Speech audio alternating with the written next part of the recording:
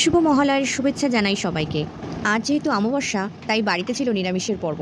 আর নিরামিষ মানেই চিন্তা সেদিন কী রান্না করব। ভাবতে ভাবতেই দাদা বাজার থেকে পনির নিয়ে হাজির।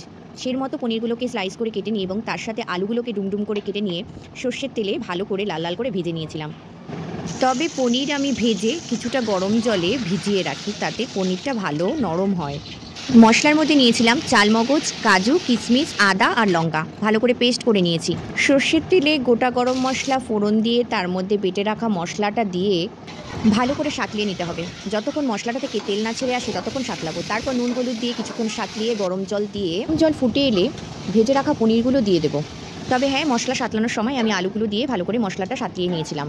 এরপর কিছুক্ষণ ঢাকা দিয়ে আলুগুলো সিদ্ধ হয়ে এলেই ঝোল একটু শুকিয়ে এলে শেষে গরম মশলাটি আমাদের নামালের রেসিপি।